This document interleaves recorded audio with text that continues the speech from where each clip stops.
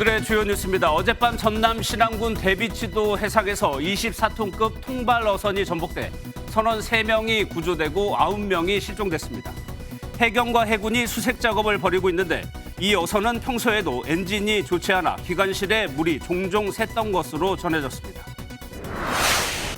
윤석열 대통령이 윤핵관 표현을 쓰는 사람은 국정 운영의 방해꾼이자 적으로 인식한다며 안철수 의원을 비판한 것으로 알려졌습니다.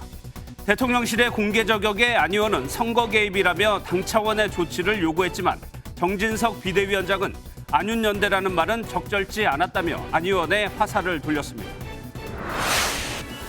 이태원 참사 100일째를 맞아 곳곳에서 추모 행사가 열린 가운데 서울광장 분향소를 놓고 유가족들과 서울시, 경찰이 대치를 이어갔습니다. 유가족 측은 분향소 잦은 철거를 통보한 서울시에 강제 철거하려 한다면 제2의 참사를 보게 될 것이라고 경고했습니다. 미국 정부가 본토 상공에서 발견된 중국의 정찰 풍선을 전투기를 동원해 격추했습니다. 중국은 미국이 무력을 사용해 민간 무인 비행선을 공격했다며 강하게 항의했습니다. 금융당국이 블록체인을 활용해 증권을 디지털화한 토큰 증권의 발행과 유통을 허용하기로 했습니다. 이에 따라 그림이나 음악, 부동산 등 실물 자산을 쪼개 증권화한 후 이 증권사 등을 통한 소액 투자가 가능해집니다. 정월 대보름인 오늘 낮 기온이 11도까지 오르며 따뜻한 봄 날씨를 보였습니다. 중부지방에 미세먼지가 기승을 부리긴 했지만 밤부터 하얀 보름달이 떴고 전국의 달맞이 행사장엔 구름 인파가 몰렸습니다. 여러분 안녕하십니까. 어젯밤 전남 신안 앞바다에서 어선이 침몰했습니다. 이 배에 타고 있던 선원은 모두 12명, 이 중 3명은 구조했고 9명은 실종 상태입니다.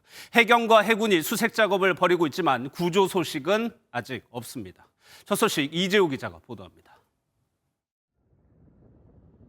거꾸로 뒤집힌 선박에 해경 구조선이 다가갑니다.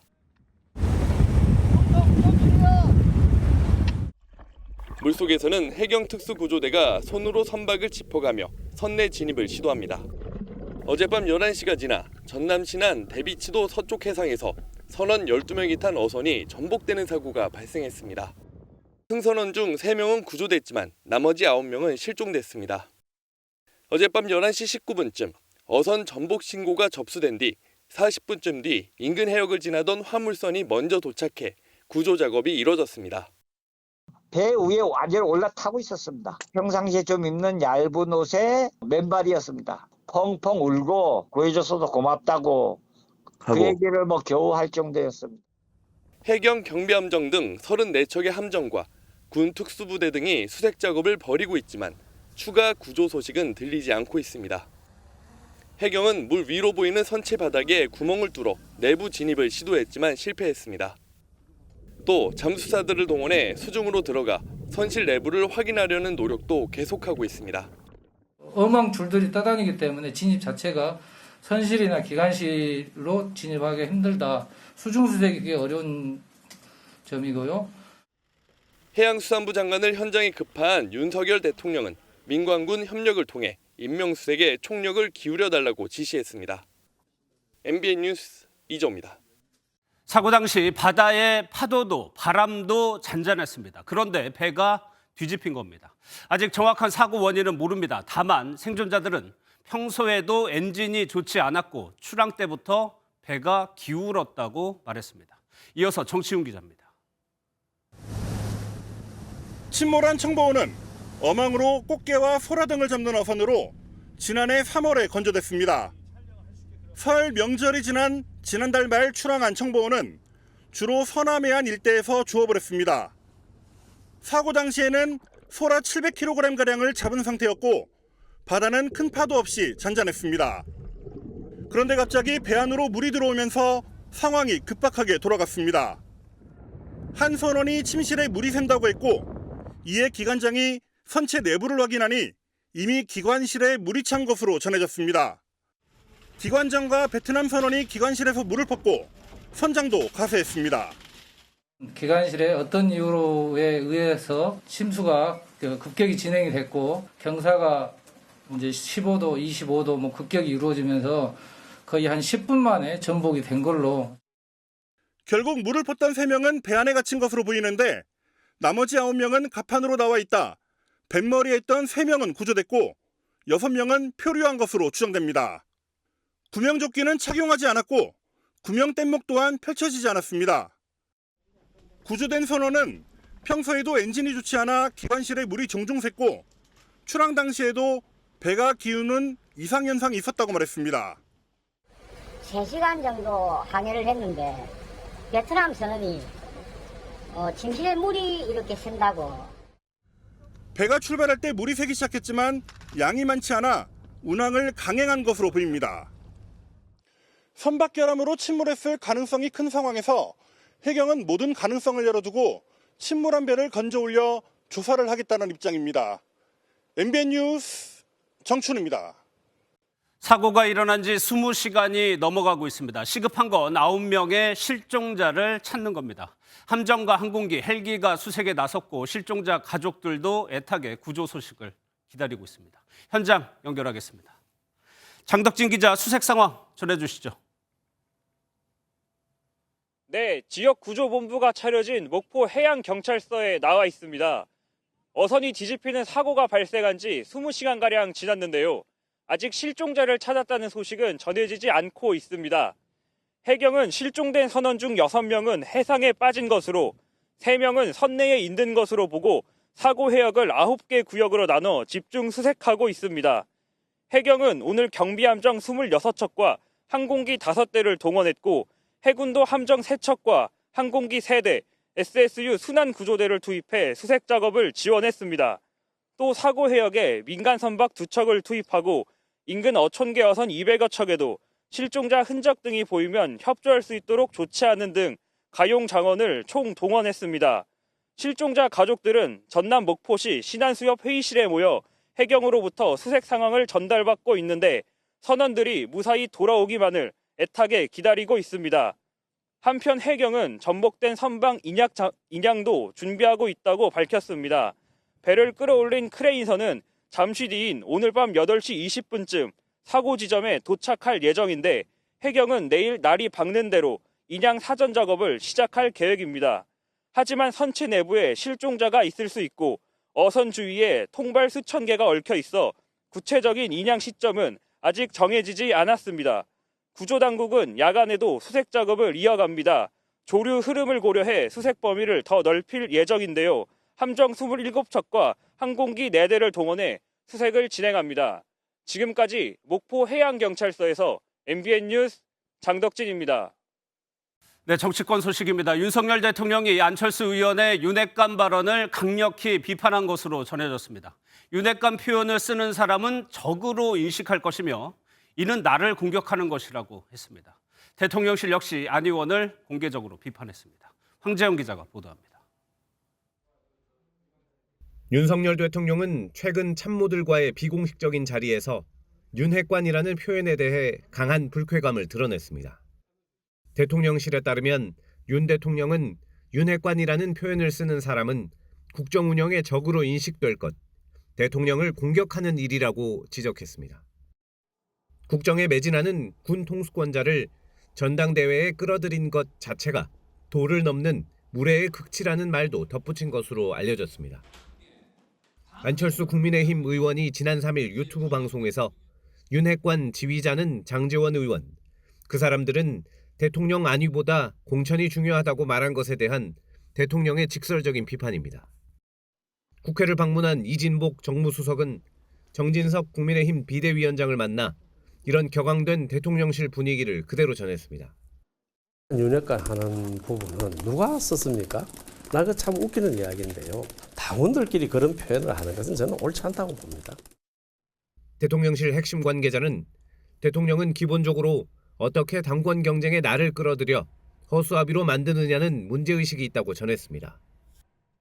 대통령실은 윤핵관 용어가 여당을 자주 분열시켰다면서 철저하게 선을 긋고 윤한연대처럼 후보가 대통령을 동급에 놓는 일도 없어야 한다고 말하며 안 의원을 비판했습니다.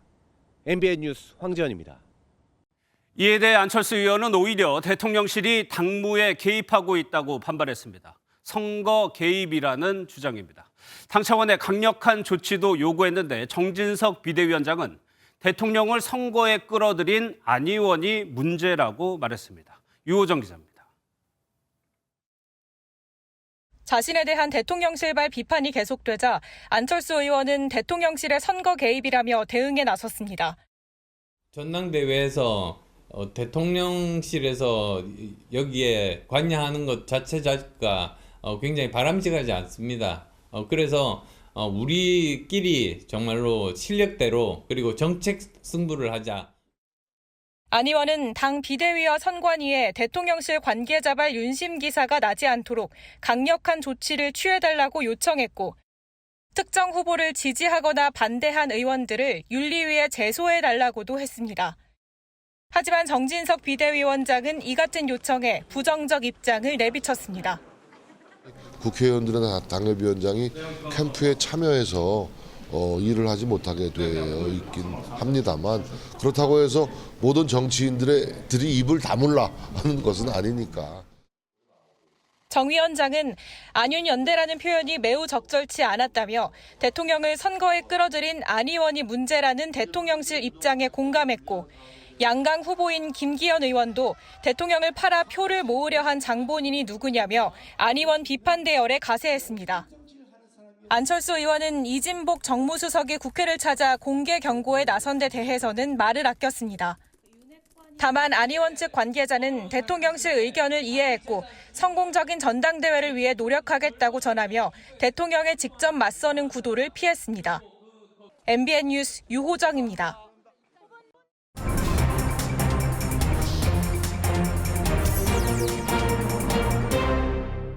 정치권 소식 알아보는 정치톡톡 시간입니다. 오늘은 안보람 기자 나와 있습니다. 어서 오세요. 예.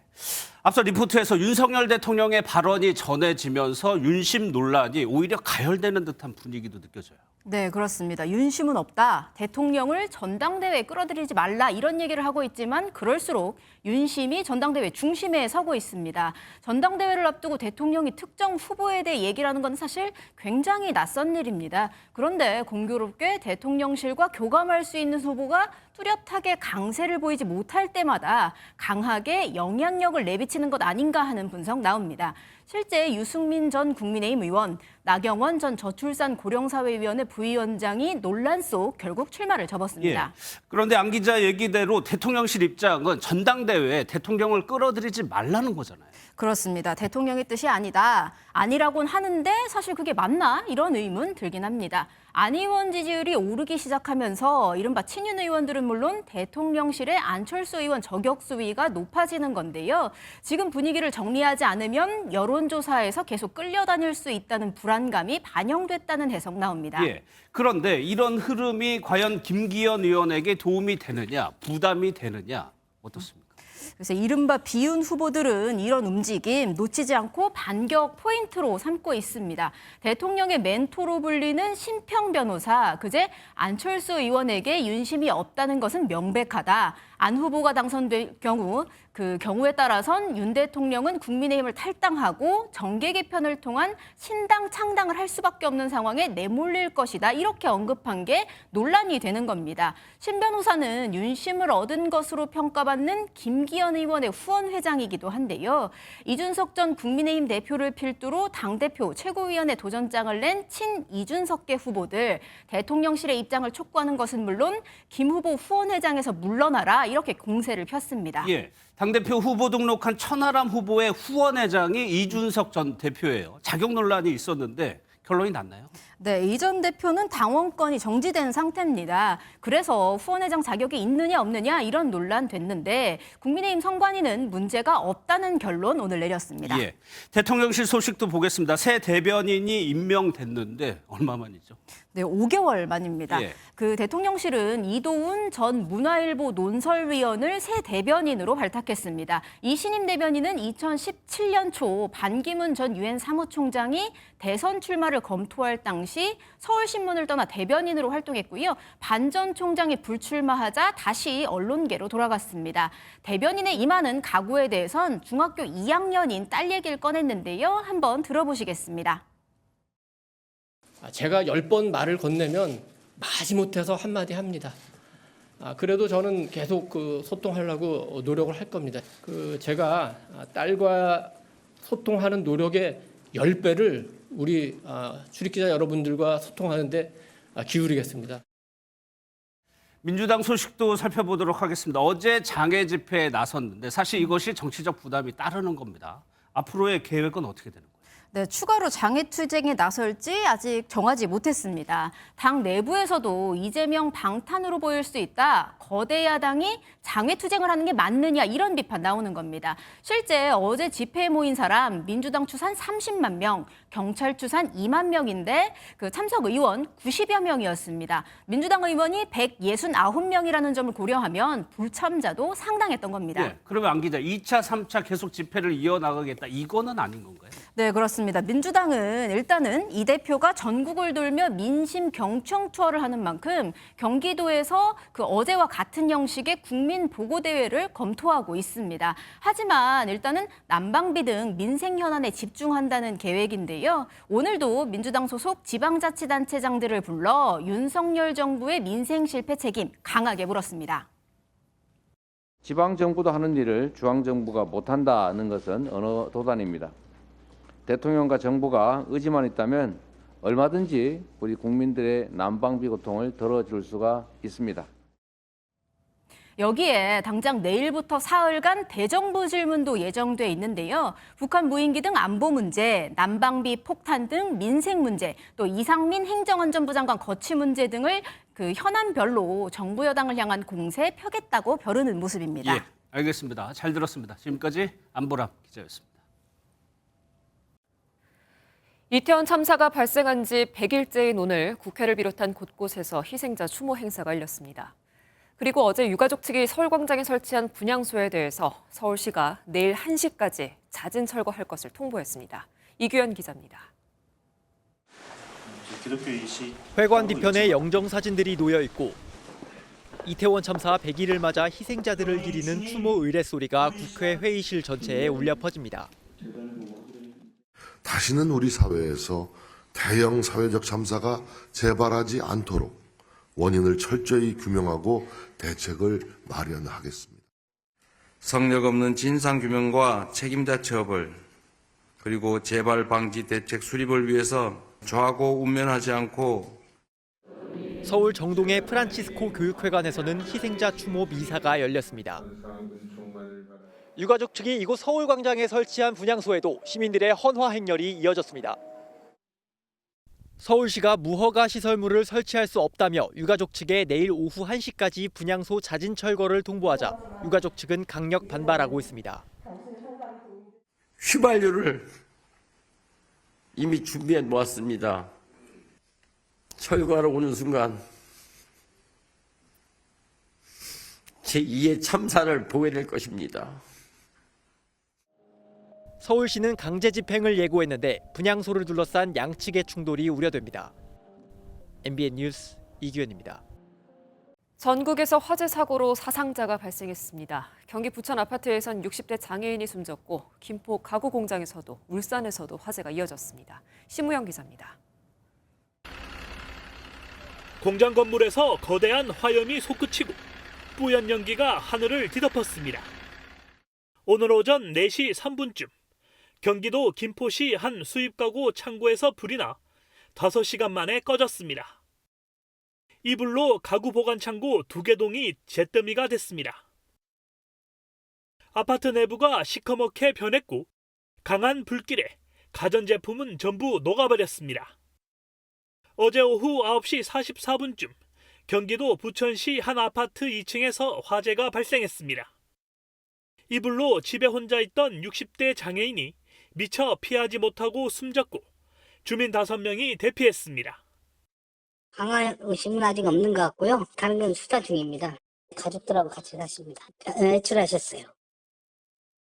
불이 난 원룸 내부가 까맣게 타버렸고 가득한 연기를 빼려고 환풍기까지 동원됐습니다. 오늘 오전 3시 22분쯤 충남 서산시 한 빌라 2층에서 불이 나 주민 2명이 다쳤습니다. 오늘 오전 11시 46분쯤에는 울산 동부동 골목에 주차돼 있던 소나타 차량이 불길에 휩싸였습니다. 불은 인근에 있던 다른 차량 한 대와 오토바이 한 대도 태웠습니다. 정차 중에 발생했습니다. 원인은 다양한데 주로 배터리 쪽에서 잠깐 화재가 나거든요. 원인을 지금 파악 중이라서.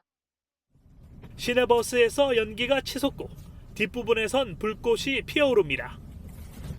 오늘 낮 12시 25분쯤 세종시의 한 도로를 달리던 시내버스에서 불이 나 운전기사와 승객 등 7명이 긴급 대피했습니다. MBN 뉴스 심호영입니다. 40대 남성이 한 여성에게 한 달 동안 1,100통의 전화를 걸었습니다. 법원의 접근 금지 조치 이후에도 일주일 동안 780여 차례 모두 1,800통이 넘는 전화로 스토킹을 했는데요. 법원이 이 남성에게 징역 1년을 선고했습니다. 스토킹 범죄에 대한 처벌이 여전히 가볍다는 지적 나오고 있습니다. 길기범 기자입니다. 여성 피해자가 일하는 마사지 업소를 찾아가는 등 스토킹을 한 40대 남성 A씨. 지난해 9월 말부터 약 한 달간 8차례 찾아갔고 전화 통화는 무려 1,100통이 넘었습니다. 이에 법원은 A씨에게 피해자 주거지와 직장 등에 접근 금지 명령을 내렸고 연락도 하지 못하도록 잠정 조치 결정을 내렸습니다. 하지만 스토킹은 멈추지 않았습니다. A씨는 이후에도 일주일 동안 782차례 전화를 하고 가게를 찾아 행패를 부리기도 한 것으로 알려졌습니다. 법원은 피해자를 반복 스토킹했고 법원의 잠정 조치까지 불이행했다며 죄책이 매우 무겁다고 징역 1년을 선고했습니다. 스토킹 처벌법까지 시행됐지만 여전히 솜방망이 처벌이란 비판이 일고 있는 가운데 실제 지난해 스토킹 관련 52건의 선고 중에 집행유예가 절반을 넘었고 징역형은 20%도 채 안 됐습니다. 스토킹의 기간이나 횟수, 잠정조치 위반 여부에 따라서 가중처벌하는 내용의 조항도 마련하는 것을 고려해볼 필요가 있을 것 같습니다. 일반 국민의 법감정에 미치지 못하는 판결이 잇따르면서 스토킹 범죄에 대한 처벌을 무겁게 해야 한다는 목소리도 커지고 있습니다. MBN 뉴스 길기범입니다. 미국이 중국의 정찰 풍선을 격추하면서 미중 갈등이 다시 격화될 조짐을 보이고 있습니다. 미국은 격추된 정찰 풍선 잔해를 수거해서 이제 정보 분석에 들어갈 텐데요. 지금 미국과 중국 특파원이 동시에 연결돼 있습니다. 먼저 워싱턴으로 가보도록 하겠습니다. 최중락 특파원.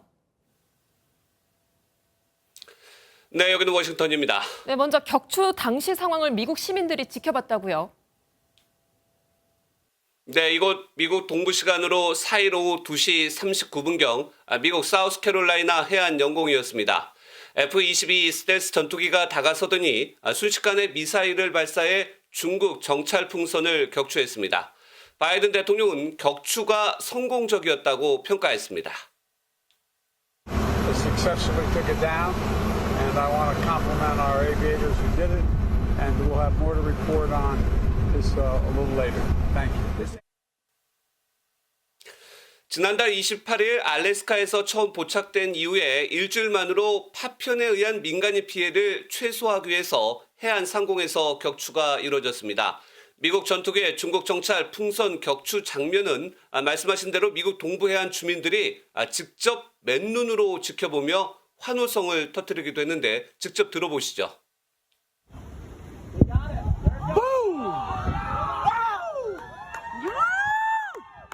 That's my Air Force right there, buddy. 네, 일부 미국인들은 잡았다, 시원하다라며 소리를 지르고 박수를 치기도 했는데 일각에서는 중국을 겨냥한 의도된 낮 시간의 공격이었다는 분석도 내놓고 있습니다. 네, 중국은 정찰 용도가 아닌 민간 기상 관측용이라고 주장하고 있는 상황인데 이 정찰 풍선에는 어떤 정보가 들어있을까요? 네, 미 국방부는 FBI와 함께 정찰 풍선에 담긴 정보에 대해 조사할 예정입니다. 이를 위해 미 국방부는 바다에 잠긴 버스 3대 정도 크기의 풍선 잔해 수거를 위해서 해군 구축함과 무인함정, 잠수부까지 동원해 작전을 수행할 계획입니다. 정찰 풍선은 캐나다 영공을 거쳐서 미국 서북부에서 동남부를 횡단했지만 중국은 기상 관측용이라고 주장했습니다. 하지만 정찰 풍선이 미국의 민감한 군사시설 위치를 지나면서 풍선 잔해와 장비에 관련 정보가 담겨있을 가능성이 제기됩니다. 미국은 주권에 대한 명백한 침해라며 블링컨 장관은 중국 방문을 몇 시간 앞두고 전격 연장한 바 있습니다. 정찰 풍선에 담긴 정보 분석을 위해서는 시간이 걸릴 것으로 예상되는 가운데 그 내용에 따라 미국의 대응 수위도 결정될 전망입니다. 지금까지 워싱턴에서 전해드렸습니다. 네, 이에 대해 중국은 불쾌감을 숨기지 않으면서 강하게 반발하고 있습니다. 자, 그럼 베이징으로 가보도록 하겠습니다. 윤석정 특파원. 네, 베이징입니다. 중국의 입장은 정찰용 비행체가 아닌데 격추를 했다. 미국이 과잉 반응을 하고 있다고 보는 거죠. 네, 그렇습니다. 중국은 미국 상공에서 정찰 풍선이 목격된 뒤 줄곧 이 풍선이 중국 것인 건 맞지만 정찰용이 아닌 민간 기상 관측용이라는 입장을 고수하고 있습니다. 그럼에도 미국이 전투기를 동원해 정찰 풍선을 격추하자 곧바로 격앙된 반응을 보였습니다. 중국 외교부는 격추 뒤 불과 몇 시간 만에 성명을 통해 미국이 무력을 사용해 민간 무인 비행선을 공격한 것에 강한 불만과 항의를 표시한다고 밝혔습니다. 이어서 미국 측에 이 비행선이 민간용이고 불가항력으로 미국에 진입한 완전히 의외의 상황임을 여러 차례 알렸다고 주장했습니다. 中国是负责任的国家，一贯严格遵守国际法，无意侵犯任何主权国家的领土和领空。 그럼에도 미국이 무력을 동원해 과잉 반응을 보인 건 국제 관례를 엄중히 위반한 것이라고 말했습니다. 중국 국방부도 미국의 명백한 과잉 반응이라며 중국도 비슷한 상황을 처리하는 데 필요한 수단을 쓸 수 있다고 강조했습니다. 경우에 따라서 추가 대응에 나설 것임을 시사한 겁니다. 최근 미중 관계가 조금 개선되는 듯 했는데 이번 사건 이후로 어떤 방향으로 흘러갈까요? 네, 미중 관계는 정찰 풍선 사태로 당분간 냉각기가 불가피해졌습니다. 당초 오늘 중국을 방문하려고 했던 블링컨 미 국무장관이 방중 계획을 전격 취소했습니다. 블링컨 장관이 시진핑 주석도 만날 거라는 관측이 나왔던 만큼 꼬였던 미중 관계를 풀 기회마저 당분간 얻기 힘들게 됐습니다. 여기에 남미에서도 정찰 풍선이 목격되는가 하면 대만도 2021년 이후 중국 정찰 풍선이 2차례 출현했다고 주장하고 나섰습니다. 중국이 정찰 풍선 선단을 운용하는 것 아니냐는 의혹인 건데 당분간 국제사회에서 중국의 입장이 난처해질 것으로 보입니다. 지금까지 베이징에서 전해드렸습니다. 앞서 NBA는 국내에 설치된 중국어 교육기관 공자학원이 중국에 체제 선전을 하는 것 아니냐는 의혹을 보도해드렸습니다. 추가 취재 결과 문재인 정부 말기에 이런 동향이 최소 4차례 보고된 것으로 확인됐습니다. 중국 정부가 체제 선전 등을 이유로 공자학원에 대한 영향력을 강화하고 있다는 내용이었습니다. 안병수 기자의 단독 보도 보시고 뉴스 추적으로 이어가겠습니다. 지난 2019년 호남의 한 대학은 교내 공자학원 강사와 수강생, 중국 유학생 대표가 단체로 중국 열병식을 시청했습니다. 시진핑 중국 공산당 총서기가 미국 중심의 세계 질서에 반기를 들어 제시한 인류 운명 공동체 사상을 이해했다는 홍보글도 게시됐습니다. 이듬해 충청 지역의 한 대학이 주최한 중국어 시 암송대회에선 1936년 마오쩌둥이 지은 공산주의 찬양시가 포함됐습니다. 그런데 2021년과 22년 문재인 정부는 동북아 역사재단에서 공자학원 관련 동향을 4차례 보고받은 것으로 MBN 취재 결과 확인됐습니다. 해당 보고는 외교부 등 관계부처의 요구로 이루어졌는데 21년 5월에는 공자학원 교재에 공산당 치하의 중국 사회 미화 등이 들어있다는 보고였습니다. 지난해 2월 임기 말에는 중국이 공자학원 운영권을 비영리 기구에 넘겼지만 여전히 영향력을 강화하고 있다며 심각성이 적지 않다고 파악했습니다. 국내 대학을 거점으로 한 공자학원은 사실상 중국 공산당의 통제 하에 있습니다. 공자학원이 우리 대학을 기반으로 해서 공산주의 이념을 전파하고 있는 셈이지요. 지난해 12월 윤석열 정부에서도 공자학원 제재 등 일본 동향 보고가 이뤄진 것으로 확인됐습니다. MBN 뉴스 안병수입니다.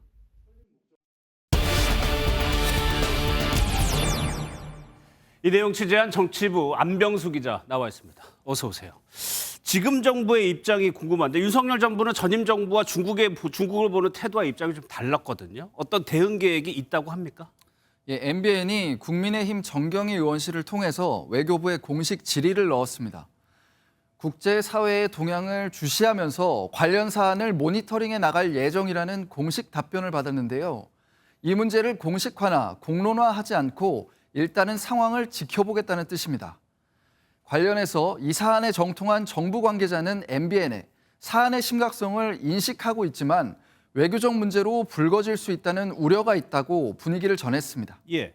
리포트 내용을 좀 더 구체적으로 볼게요. 안병수 기자가 그 공자학원과 국내 대학이 체결한 협정서를 입수를 했어요. 거기에 보면 어떻게 돼 있습니까?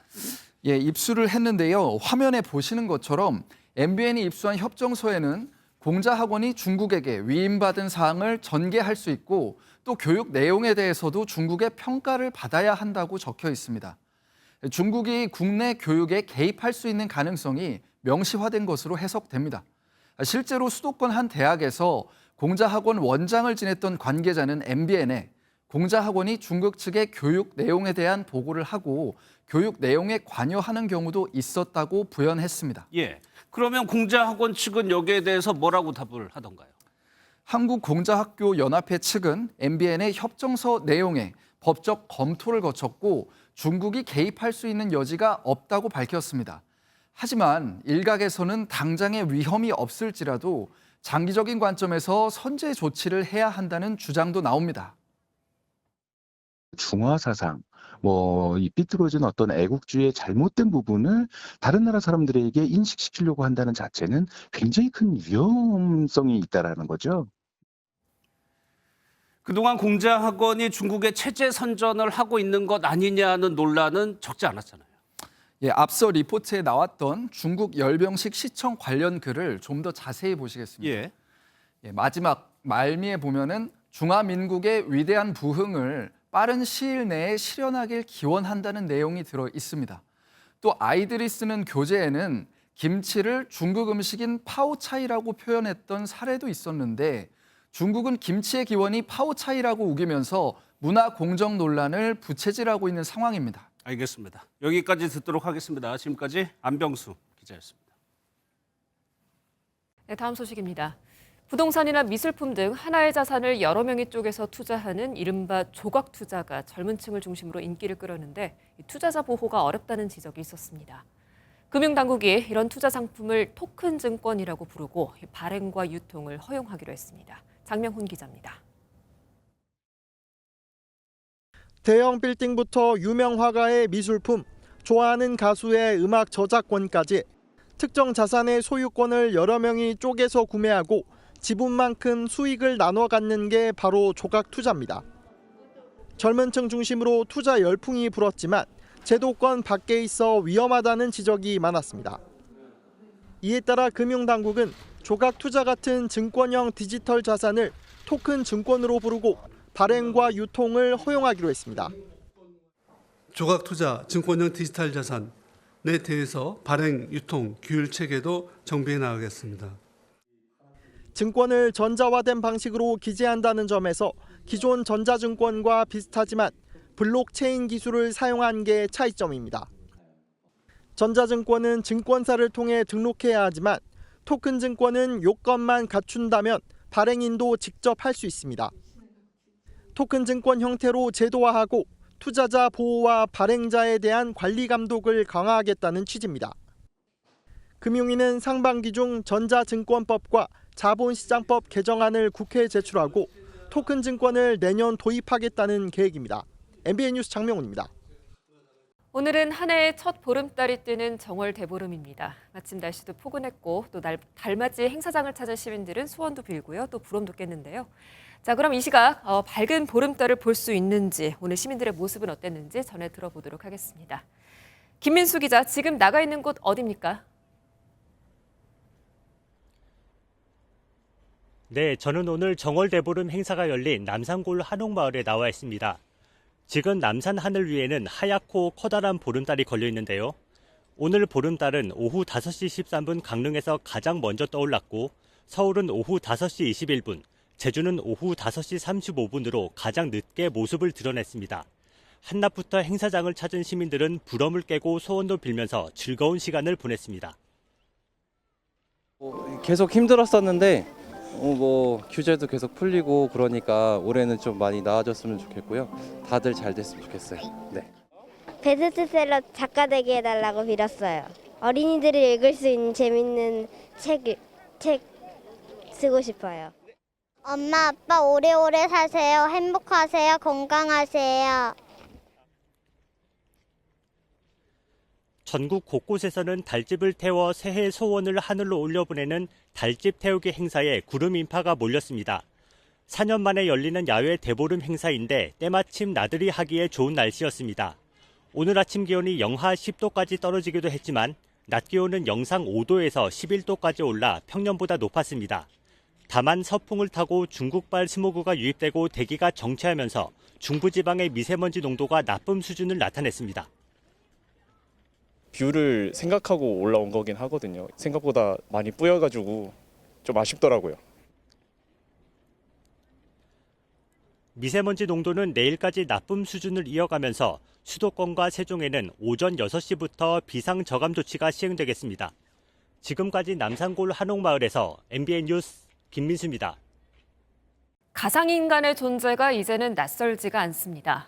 저희 MBN에도 AI 앵커와 기자가 있습니다만 최근에는 가상인간이 쇼호스트가 되고요. 토익도 가르치는 등 산업계 전반에서 등장하고 있습니다.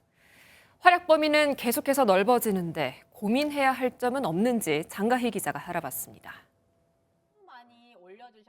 댓글로 소통하는 시간 좀 가져보도록 하겠습니다.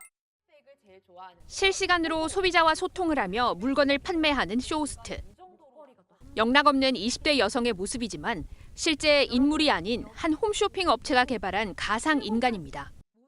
영타겟을 저희의 고객으로 삼았고 루시의 구독자 4배 이상의 넘는 구독자들이 방송에 실제로 들어와서 제가 직접 이 가상인간과 대화를 나눠보겠습니다. 아이디어 회의까지 같이 하시나요? 네, 모두와 같이 아이디어를 모으고 있습니다. 스스로 판단하고 창작물을 만들어낼 수 있는 가상인간이 패션쇼에 참여하고 AI 강사가 토익 스피킹을 가르치는 등 가상인간의 영역은 계속 확장하고 있습니다. 뭘 물어보는지 파악했는가? 사실을 명확히 전달하는가에 대해서 주로 점수를 주게 됩니다. 기업들은 가상인간이 브랜드 이미지에 타격을 입힐 위험이 없고 노동력이나 시간의 제약이 없다는 점을 장점으로 꼽고 있습니다. 게임이나 메타버스를 통해 가상현실에 익숙해진 젊은 층에도 매력이 충분하다는 설명입니다. 사람보다는 더 컨트롤이 가능하고 리스크 요인이 없잖아요. 24시간 일할 수 있으며 그 유리한 점이 많지. 2020년 10조 원대에 불과하던 가상인간 시장 규모가 10년 만에 650조 원대로 급성장할 것으로 예상되는 가운데 인간의 영역 침해 논란과 윤리적 문제에 대한 고민도 필요해 보입니다. MBN 뉴스 장가입니다. 쇼팽 국제 콩쿠르의 한국인 최초 우승자인 피아니스트 조성진이 처음으로 바로크 음반을 선보입니다. 애정이 있던 핸델곡을 수록했는데 태어나서 가장 많은 연습을 했다는 소감도 남겼습니다. 김문영 기자가 전합니다.